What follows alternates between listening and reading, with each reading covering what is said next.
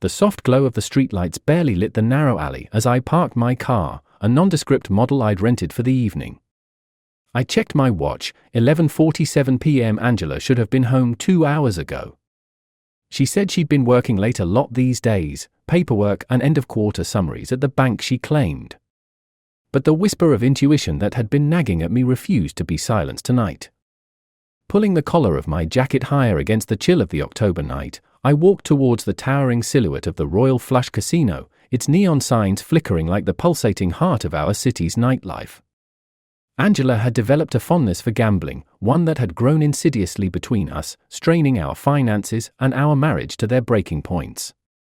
As I slipped through the crowded casino floor, the cacophony of slot machines and drunken laughter assaulted my senses.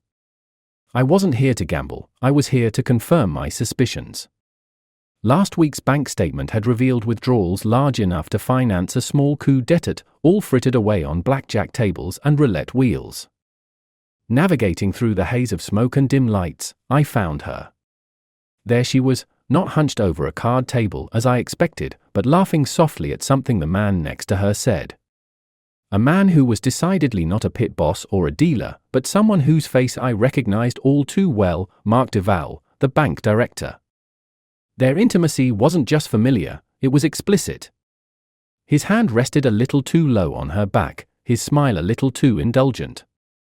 Anger knotted in my stomach, tight and hot, as I watched them from the shadows. I can't believe how easy it is with you, Mark's voice floated over the clatter, just loud enough for me to catch. Angela giggled, a sound that twisted the knife in my chest. Stop it, you'll make me blush, she replied, her hand lingering on his arm. I should have confronted them there, thrown accusations and demanded answers. But the cold grip of calculation held me back. I needed to know more. How deep did this betrayal run? Was it just infidelity, or was there something more? I followed them at a distance as they left the casino. They walked, entwined, to a sleek black sedan parked a block away. I tailed them, staying far enough to avoid detection. They drove not to a hotel, as I half expected, but to a stately house in the suburbs, Mark's house. Crouching behind my car, parked across the street, I watched as they entered his home. The living room lights flicked on, casting shadows against the curtain. My heart raced as I debated my next move. Suddenly, an idea took root.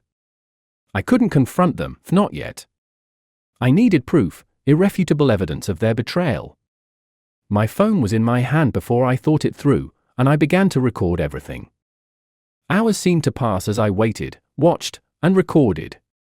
Eventually, the sun began to crest the horizon, painting the sky with strokes of pink and orange.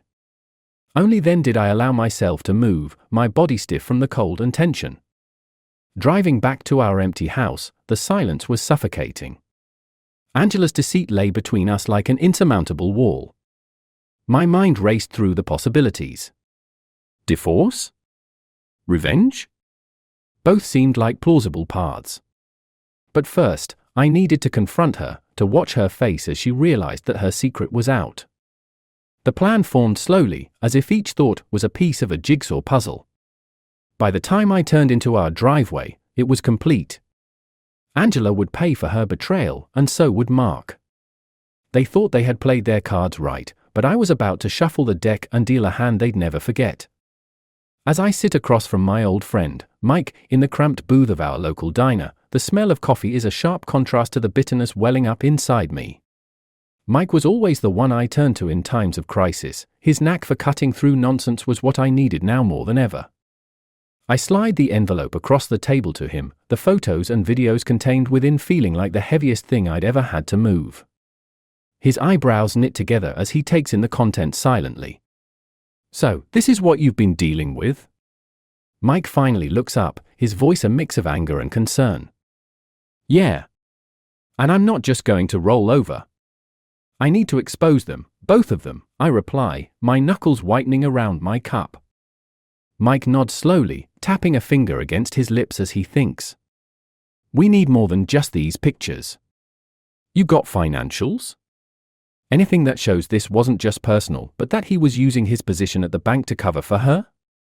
I can get that. Angela's sloppy with her passwords. What are you thinking? We get proof he's been funneling money or giving her advantages at the bank because of their arrangement, Mike says, his tone darkening with each word. We take it to the board, blow his professional life apart. And Angela? For her, it's about exposure too. But be careful, vengeance feels good, but it burns you too, buddy. I nod, knowing he's right but unable to quench the thirst for retribution. Our planning is interrupted by the arrival of another figure, Lila, a former colleague of Angela's I had reached out to before meeting Mike. She slides into the booth next to Mike, her presence almost ghost-like. Mike, this is Lila. Lila, Mike. Hey, Lila says quietly, her eyes darting between us, sensing the tension. You said you had something that might help? I prompt her. Yes, I overheard Angela talking to Mark about moving some accounts around, making some risky loans disappear. It seemed off to me then, but now Lila trails off, her fear palpable. Can you get access to those accounts? Mike asks, his tone businesslike. I think so. I still have friends there who aren't happy with Mark. They want him gone. Good, Mike nods, scribbling something on a napkin and sliding it back to me. It's a list of names, contacts who could help further. We need to be smart, I say, feeling the weight of leadership heavy on my shoulders. Gather everything before we make a move. They won't know what hit them. Lila nods, a flicker of determination lighting up her eyes. I'm in. We spend the next hour laying out our plan, a careful, calculated strike designed to expose both Angela and Mark without implicating ourselves. Mike and Lila's insights are sharp, their readiness to help me a small comfort in the chaos of my shattered trust. As we part ways, the morning now fully upon us, I feel the first stirrings of something other than despair or anger, hope. Maybe, just maybe, I can right some of the wrongs that have been done to me. The drive home is quiet, the conversation with Mike and Lila replaying in my head.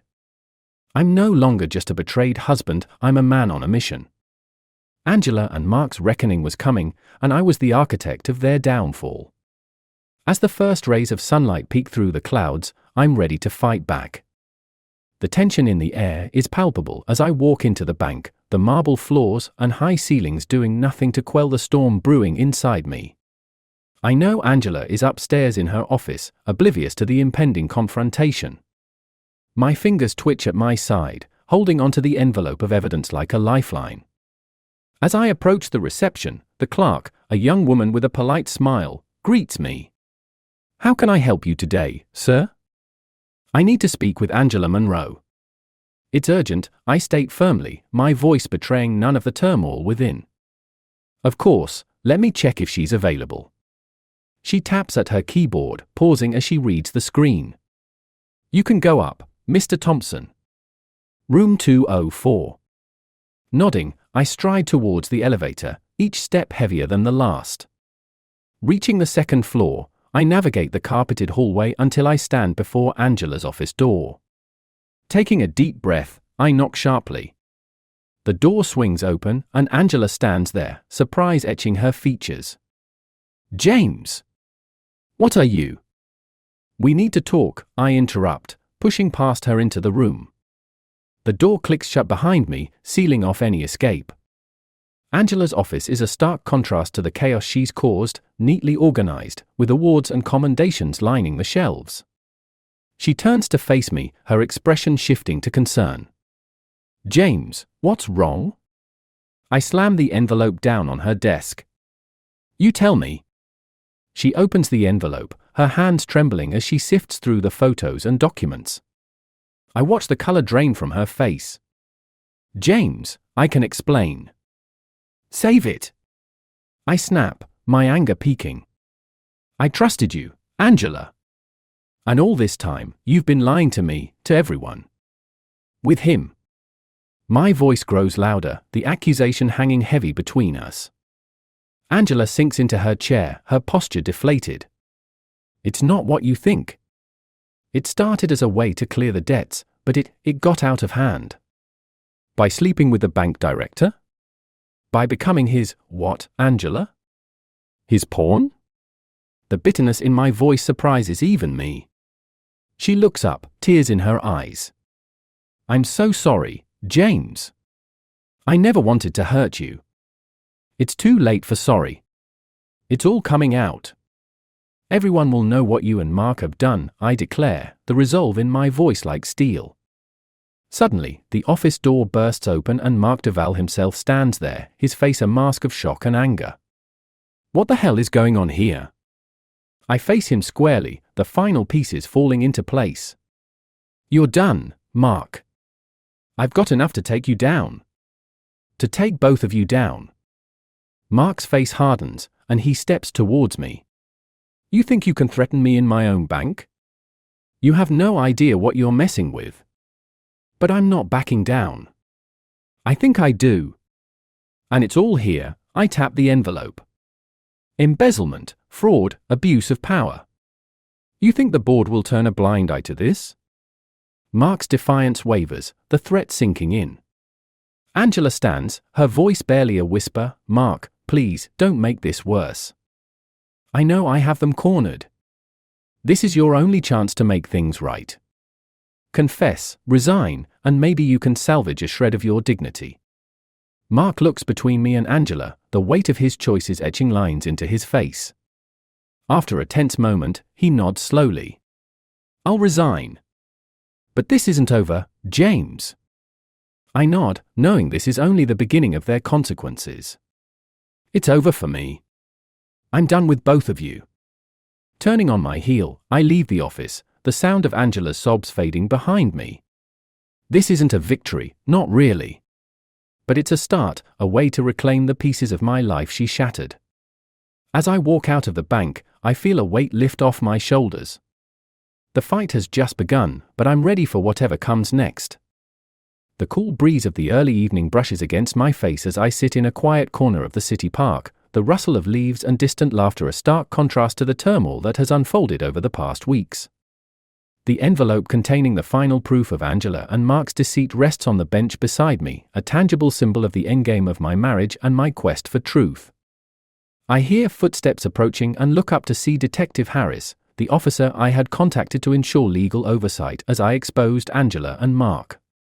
His serious demeanor does little to hide the urgency in his step on here. James, we've finished going through the evidence you provided. There's enough to start criminal proceedings against Mark for embezzlement and possibly more, he announces without preamble. And Angela? I ask, my voice steady despite the storm of emotions inside me. She's implicated too, but there's a twist you need to be aware of, Harris says, handing me a document. Take a look at this. I scan the document, a police report from a year ago, detailing an investigation into questionable loans at the bank, loans approved by Mark long before Angela became involved with him. My eyes widen as I reach the end of the document. It appears Angela was trying to gather evidence against Mark herself. She suspected something off about the loans and was using her relationship to gain information, Harris explains. So, she was what? An informant? I struggle to grasp this new angle, my mind racing to piece together the puzzle. In a way, yes. She got in deeper than she should have, but her motives weren't purely self-serving. She wanted to stop him before things got out of hand. The revelation hits me like a wave. Anger, relief, confusion, it all blends into a dissonant symphony. Why didn't she just tell me? Maybe she didn't want to drag you into it, or perhaps she was afraid. People do irrational things under pressure, Harris suggests. I nod slowly, processing the layers of deception and the shards of good intentions buried within them. We need to confront them together with this new evidence. Are you up for it? Harris asks, his gaze steady. I am. Let's end this, I say with renewed determination, standing up from the bench. At the police station, I walk into the interrogation room where Angela sits alone, her appearance weary but composed. She looks up, surprise etching her features as she sees me. James, she starts, but stops when she sees the officer behind me. Angela, we've uncovered a lot about Mark's activities and your involvement. But there's more to the story, isn't there? I say, my tone more curious than accusatory. Angela swallows, her eyes searching mine. I was trying to fix a mistake. Mark's been corrupt for years. I thought I could find enough to stop him, to protect us. Why didn't you trust me? I ask, the hurt clear in my voice. I was afraid, James. Afraid of losing you, afraid of what Mark might do if he found out I was against him, she whispers. Detective Harris steps forward. We have enough to put Mark away for a long time, Angela. Your cooperation could help lighten your sentence. Angela nods, a tear escaping down her cheek. I'll testify. I'll do whatever it takes to make things right. I look at her, the woman I loved, obscured by the fog of deceit and good intentions gone awry. I can't go back to how things were, Angela. But I can help you do the right thing now. She reaches out, her hand trembling. I hesitate, then take it, not in reconciliation, but in farewell. We'll handle things from here, James. You've done more than enough, Harris says, signaling the closure of this painful chapter. As I walk away from the station, the weight of my wedding band feels oppressive. I slip it off, placing it along with the envelope into a nearby trash can. As the metal clinks against the empty bin, I feel a release, a freedom to rebuild from the ruins of a life I once knew. The future is uncertain, a blank page to be written anew. Angela's path will diverge from mine as she atones for her actions. Mine will be a journey of rediscovery, away from the shadows of deceit. The park's gate swings shut behind me, a soft clang marking the end of an era and the tentative steps towards a new beginning.